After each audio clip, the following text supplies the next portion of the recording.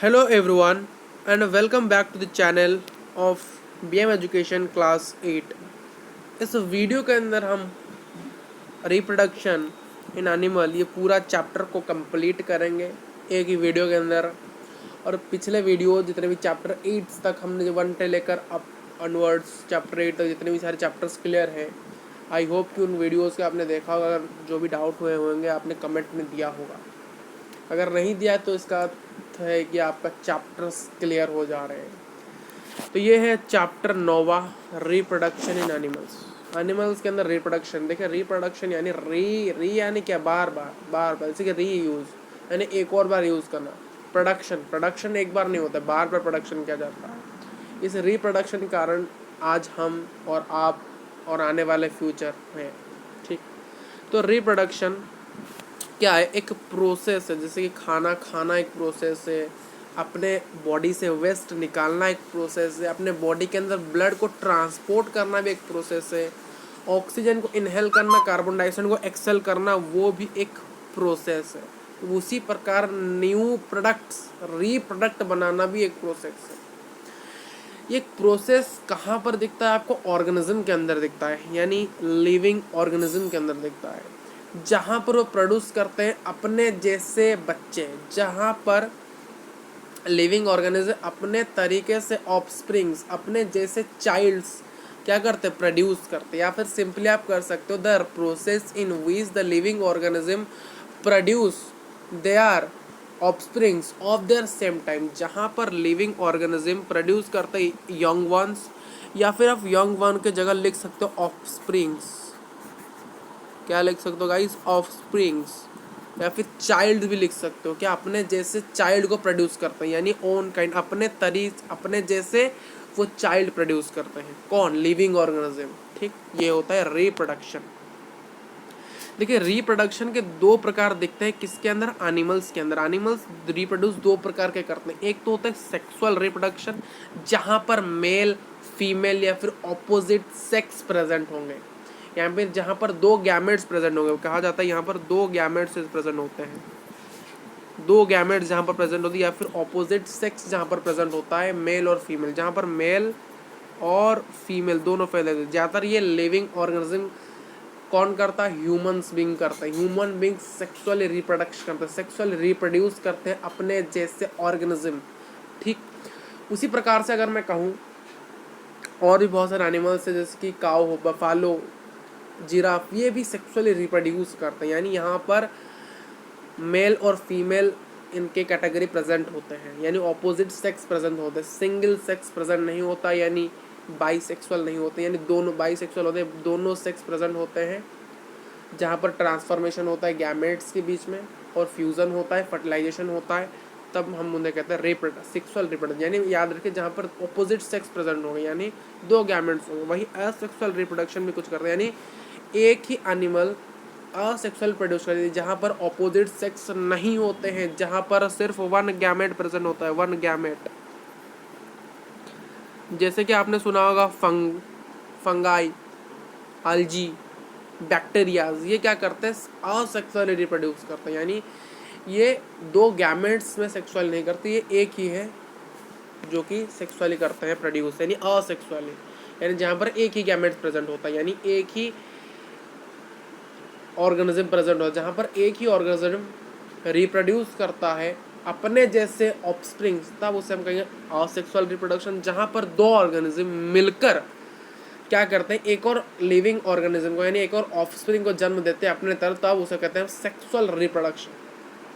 ठीक, वर्म्स जैसे कि फ्लॉट वर्म्स, आर्थवर्म, वो भी असेक्सुअली करते हैं। ठीक, फिर आता है सेक्सुअल रिप्रोडक्शन। देखिए, सेक्सुअल रिप्रोडक्शन क्या होता है? फ्यूजन होता है, यानी मिलावट। फ्यूजन यानी मिलना, फ्यूजन यानी मेल और फीमेल का फ्यूजन, जहाँ ऐसा रिप्रोडक्शन जहाँ पर रिजल्ट में हम देखते हैं कि जो मेल और फीमेल गैमेट का फ्यूजन होता है, यानी मिलना होता है, मिश्रण होता है, उसे हम कहते हैं सेक्सुअल रिप्रोडक्शन। देखिए, सेक्सुअल रिप्रोडक्शन में रिप्रोडक्टिव ऑर्गन्स प्रेजेंट होते हैं। क्या होते हैं? Reproductive organ. देखिए, सेक्सुअल रिप्रोडक्शन करने के लिए कुछ ऑर्गन्स ऐसे होते हैं जो कि एक नए ऑफस्प्रिंग्स को प्रेजेंट करने के लिए, रिप्रोड्यूस करने के लिए उन्हें यूज़ किया जाता है। यानी जिस ऑर्गन को reproduction for the sexual reproduction के लिए यूज़ किया जाता है उसे हम कहते हैं रिप्रोडक्टिव ऑर्गन कहते हैं। जैसे कि रिप्रोडक्टिव ऑर्गन फीमेल के अंदर क्या क्या होता है, ओवारीज होता है, ओविडक्ट होता है और यूटेरस, ये 3 चीज़ें होते हैं फीमेल के अंदर जो कि रिप्रोडक्टिव ऑर्गन कहा जाता है। ओवरीज, ओविडक्ट को हम दूसरे नाम से ही जानते हैं, ओविडक्ट को दूसरे नाम से जाना जाता है फालोपियन ट्यूब, फालोपियन ट्यूब है ये, ठीक है। जो फालोपियन ट्यूब है ओवारीज और यूटेरस को जो कनेक्ट करता है, यानी ओवारीज और यूटेरस को जो कनेक्ट करता है जो ट्यूब, वो होता है ओविडक्ट। यानी यह है हमारा ओवारी, यहाँ से ऐसे एक लाइन आया है, ये जो लाइन है ये ट्यूब है। और यूटेरस में क्या होता है, यूटेरस में एक पॉम्प होता है, यानी पॉम्प होता है जहाँ पर बच्चा रहता है और फिर वो वार्जिना के तरह निकलता है। यानी कहाँ से बच्चा निकलता है, वार्जिना से निकलता है, ठीक है। वो ओपनिंग है जहाँ पर बाथ कैनल की तरह से सर्व किया जाता है वाजिना को, ठीक है। मेल के अंदर रिप्रोडक्टिव ऑर्गन्स क्या है, टेस्टिस, स्पर्म डक्ट और पेनिस। पेनिस क्या करता है, इंटरकोर्स करता है, यानी पेनिस एक ऐसा ऑर्गन है जो कि हेल्प करता है स्पर्म को जाने के लिए फीमेल बॉडी के अंदर इंटरकोर्स करते समय पेनिस काम आता है। और स्पर्म डक्ट जहाँ से स्पर्म रिलीज होता है, जो कि क्या है, स्पर्म क्या गैमेट है, मेल गैमेट, स्पर्म को मेल गैमेट बनाता है। और ओवारी या फिर उसे एग कहते हैं, जो कि एग भी कहा जाता है, जो कि फीमेल गैमेट है, ठीक है। और टेस्टिस जहाँ पर स्पर्म रहकर प्रोड्यूस होता है, देखिए टेस्टिस प्रोड्यूस करता है स्पर्म, यानी टेस्टिस के अंदर एक डक्ट है जो कि स्पर्म है, स्पर्म डक्ट उसे कहा जाता है, जहाँ से स्पर्म निकलता है, यानी बेसिकली टेस्टिस से ही स्पर्म निकलता है और वो पेनिस के थ्रू से इजैक्यूएट होकर इंटरकोर्स के दौरान वो फीमेल बॉडी के अंदर एंटर हो जाता है, ठीक। जो ओवारी प्रोड्यूस करता है वो फीमेल गैमेट होता है, जो ओवारी प्रोड्यूस किया जाता है फीमेल के द्वारा उसे हम, जो ओवारी प्रोड्यूस करता है फीमेल गैमेट, जो ओवारी है वो बेसिकली प्रोड्यूस करता है फीमेल गैमेट, जिसे हम कहते हैं ओवा, यानी ओवा है फीमेल गैमेट। मैंने सॉरी आपको कहा ओवारी फीमेल गैमेट है। ओवा जो है या फिर ओवा को हम एग भी कहते हैं, ओवा को हम एग भी कहते हैं, वो है क्या क्या फीमेल गैमेट। द टेस्टिस क्या करता है, प्रोड्यूस करता है फीमेल गैमेट जो कि है स्पर्म। ये दोनों चीज़ें याद रखना, एग्जाम में पूछ लिया जाता है, which is known as the female gamete and male gamete, ये क्वेश्चन आता है कभी। फिर आता है द फ्यूज़न, जब फ्यूज़न होता है, जब मिश्रण होता है ओव्यूम और स्पर्म का, जब इन दोनों का फ्यूज़न होता है तब उस प्रोसेस को हम कहते हैं फर्टिलाइजेशन। और जब फर्टिलाइजेशन होकर एक एग बनता है, यानी जब स्पर्म निकला मेल से और वो फीमेल में जाकर जब फ्यूज़ होता है ओवारीज के अंदर जो कि ओव्यूम है, यानी एग, ओव्यूम को हम ओवा का जो ओवा है प्लूरल, ओव्यूम है सिंगुलर, और उसको हम एक और नाम से जानते हैं एग। यानी जब स्पर्म मेल से फीमेल के अंदर जाकर फ्यूज करता है तब फर्टिलाइजेशन उसे कहा जाता है। और फर्टिलाइज होते समय एक एग निकलता है, उस एग को हम कहते हैं जाइगोट, यानी फर्टिलाइज्ड एग को हम कहते हैं जाइगोट।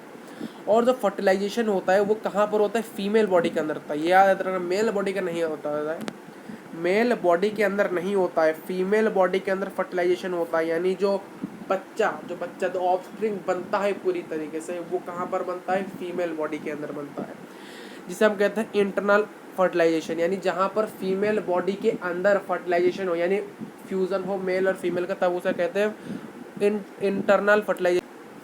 फीमेल बॉडी के अंदर अगर किया जाए फर्टिलाइजेशन, यानी फ्यूज़न हो मेल और फीमेल का, तो उसे कहते हैं इंटरनल फर्टिलाइजेशन, जो कि ज़्यादातर ऑब्जर्व किया गया ह्यूमन बींग्स के अंदर। जैसे कि अदर एनिमल्स जैसे कि वो भी इंटरनल करते हैं, जैसे कि हैन हो गए, काउस हो गए, डॉग्स हो गए, ये इनके अंदर क्या होता है, फीमेल बॉडी के अंदर बच्चा पैदा होता है, ठीक।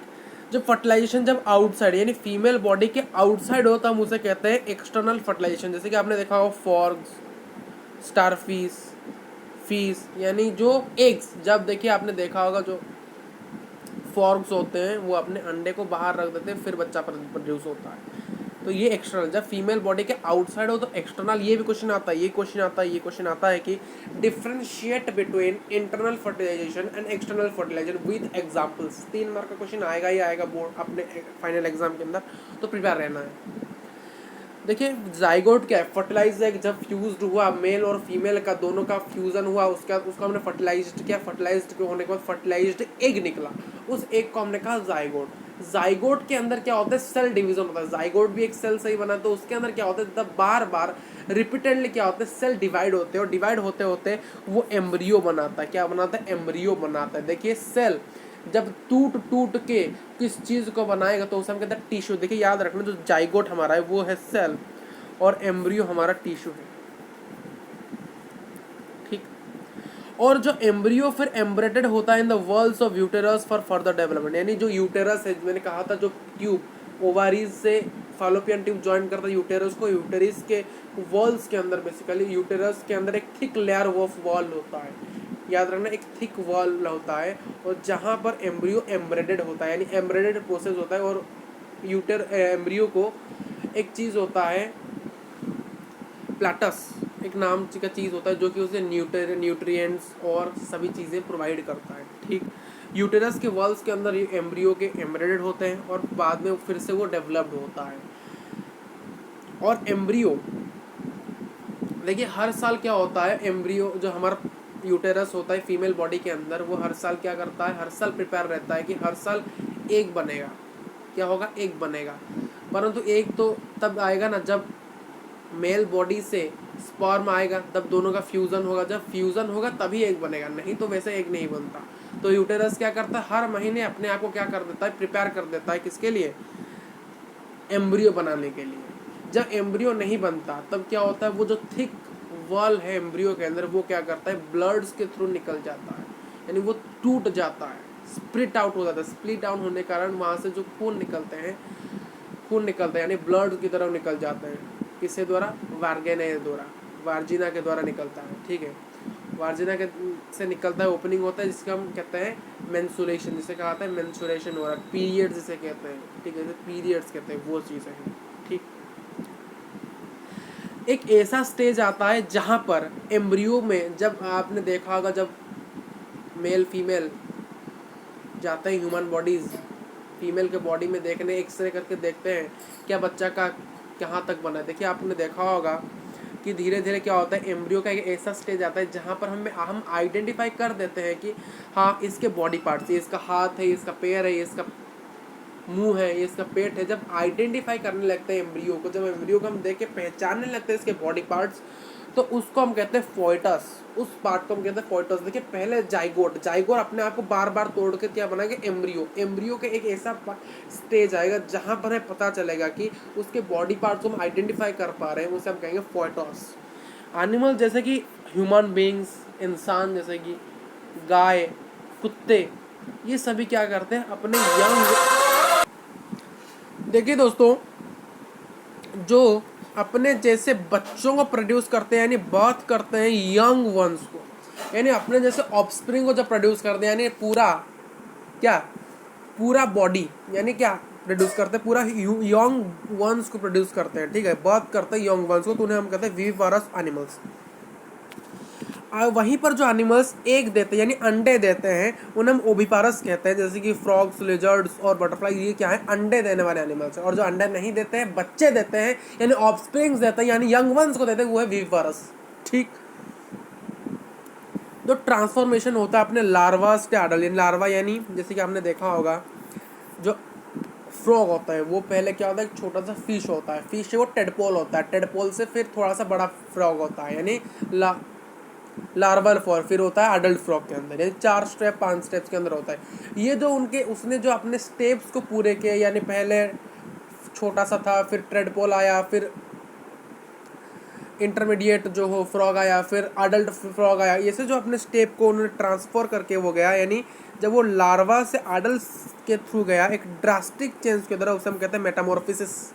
क्या कहा था, मेटामॉर्फोसिस। क्लास 11 का एक टॉपिक है पल्प और मेड्यूसा, वो क्या करता है क्लास 11 के अंदर, ठीक है, एक एनिमल है निडोरिया, जो कि अल्टरनेशन ऑफ करता है जनरेशन। देखिए मेटामॉर्फोसिस का बेसिकली अर्थ है अल्टरनेशन ऑफ जनरेशन, यानी जनरेशन के बाद जनरेशन जो चेंज होता है, ड्रास्टिक चेंज होता है, यानी लार्वा, फिर यानी एक स्टेप के, जैसे कि बटरफ्लाई पहले सिल्क वर्म था, फिर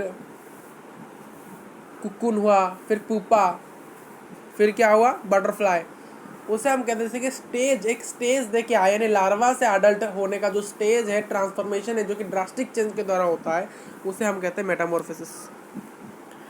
फिर आता है लास्ट टॉपिक इस चैप्टर का हमारा, क्या आता है लास्ट टॉपिक, असेक्सुअल रिप्रोडक्शन। देखिए एक ऐसा टाइप ऑफ रिप्रोडक्शन जहाँ पर ओनली एक सिंगल पेरेंट्स मौजूद होता है यानी इन्वॉल्व होता है, उसे हम कहते हैं असेक्सुअल रिप्रोडक्शन, जहाँ पर एक पेरेंट्स प्रेजेंट है यानी एक ही एनिमल प्रोड्यूस कर रहा है।